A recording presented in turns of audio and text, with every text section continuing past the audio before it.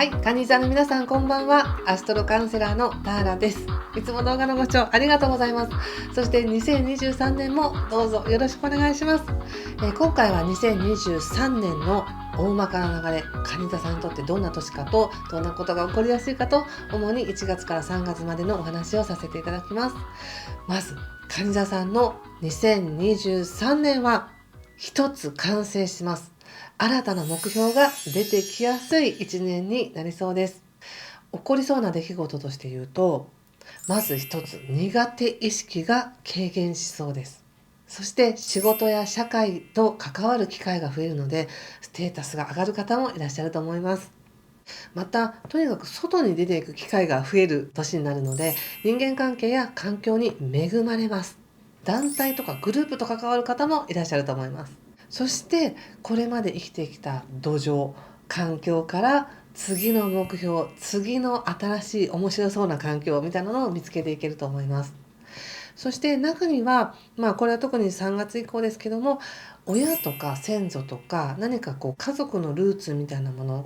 の、関わりが一時的に強くなる、3月から6月は強くなる方も多いかもしれません。ちょっと解説していきます。まず冒頭ですね、年明けからその自分の中の開拓者が芽生え始めるって全体のところで言ったんですけども、蟹座の皆さんにとってはとにかく社会運がいいんですね。で、社会運がいいっていうのは外に出ていくのにふさわしい天候だよっていうことなんです。たとえ自分がすごい人見知りですとか仕事したくないですっていう方でも、外に行った方が運は上がるよねって、行くなら今ですよねっていうような年なんです。それがもう年明けからすでに入っていますので、何かじゃあ2023年はこんな年にしようって思ったことが本当になりやすい、現実になりやすいです。特にそれが生きてる環境そのものが満たされやすいっていう年なので、なんか社会運っていうとどうしても仕事っていうふうに感じやすいです。実際仕事運もいいんですけども、仕事だけじゃなく自分が生きてる今の環境が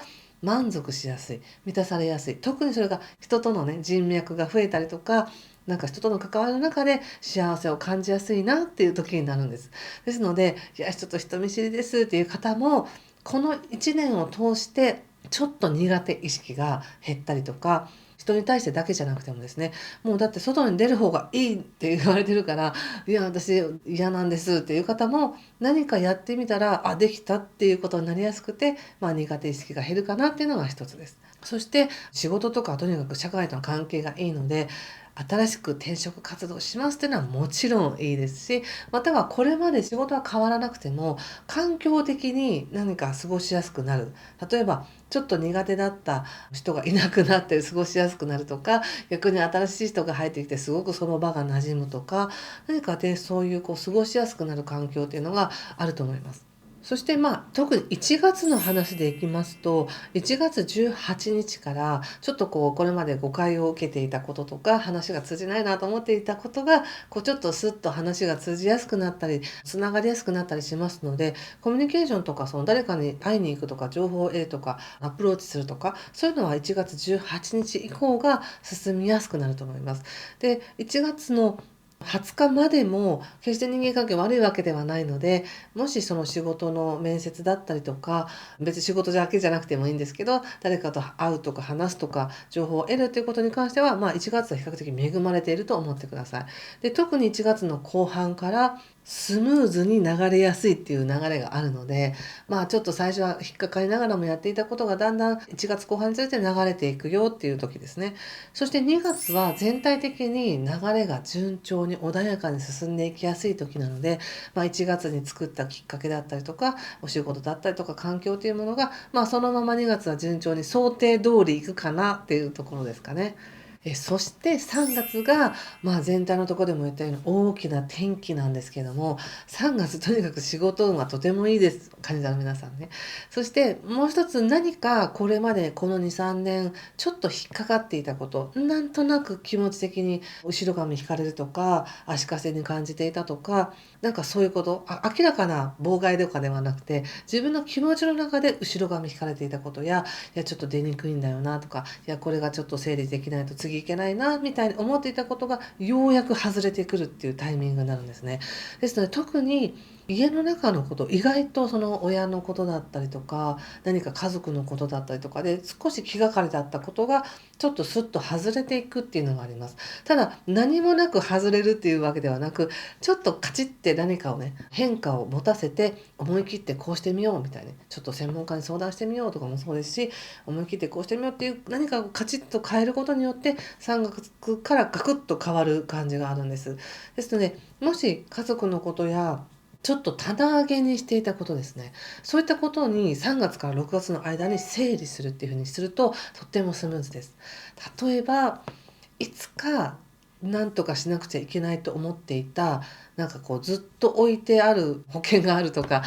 例えば何かのお墓の問題があるとか、そういうこう普段全然関係ない、普段の生活には関係ないんだけど、ちょっと気になっていたこと、将来どうしようかなとか、そういうどこに住もうかなとか、そういうのも含め、何か日常生活は問題ないんだけど、いつか向き合わなきゃなと思っていたことに、3月から6月の間にこうカチッと向き合ってみたら、意外とそれが外れたとか、問題がスルッと解けたみたいになるかなと思ったんです。ですので、ちょっと一時的にそういう話をしてみてもいいんじゃないでしょうか、家族でね。で、それによって自分の環境が非常になんかちょっと楽になるみたいな感じがあります。で、じゃあ自分はどうしたいのかなっていうことで未来を見ていくんですが、その未来を見ていく流れっていうのは5月以降の方が強いです。その3月のね、何かこうちょっとベースが変わるとか、何か大きななんか問題の解決のヒントとなる鍵が開いたみたいなのがあった後に、3月25日からこう火星というバイタリティが蟹座の元に入ってくるので、じゃあ進めていこうと、何かを起こしていこうとか、進んでいこうとか、チャレンジしていこうっていうエネルギーが高まるんですね。で、このちょうど高まってる時にまた仕事運もあるし、その今まで気になっていたことも外れるので、急に進みやすくなるんですよね。自分のバイタリティも上がるし、周りのこの妨害もなくなるっていうことで、スッと進みやすくなります。で、その上で本当にやってみたかったことや、新しい関わりを持っていこうっていう、なんかちょっと未来が開けてるよみたいなね、感覚があるんですね、5月以降。ですので、全体を通して5月までも全然仕事も社会もいいですし、3月のきっかけに何かが外れてさらに進みやすくなり、5月以降はその自分の夢とか希望とか、それを追ってみようかな、もう一回夢を追ってみようかなみたいな感じになり、すごく意気揚々と進んでいくっていうのが、全体の流れです。なんかいいことばっかり言ってるような気がするかもしれませんが、そうですね、あえて気をつけることとして言うと、そうですね、3月までに要するに慣れてしまっていた感覚っていうものをもう一回掘り起こして外していくっていう作業があるんですね。さっきちょっと例えとして3月に何かカチッと外れるよって言ったんですけど、もうそれがあるのが当たり前になってしまっていた。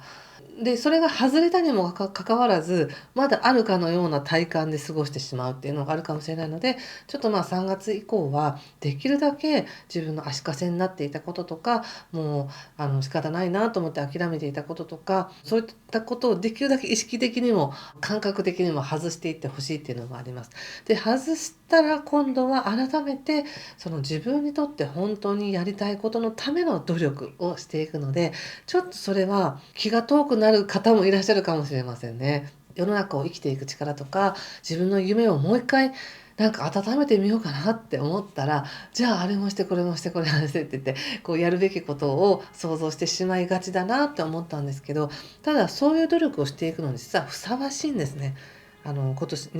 の3月以降っていうのはね。で、ちょっと先の話になっちゃうんですけれども、この2023年の3月から2025年の夏ぐらいまでかけて学んだこととか身につけたことっていうものをまた次のね環境に生かしていくっていうのがあるので、特に2025年の後半とか2026年っていうのはもう蟹座の皆さんにとってまた人生が変わる大きな転機なんですけども、その前に自分のやりたいことや世界っていうのをちゃんと満喫しましょうねっていうのがあるんですね。それが2023年の年だと思います。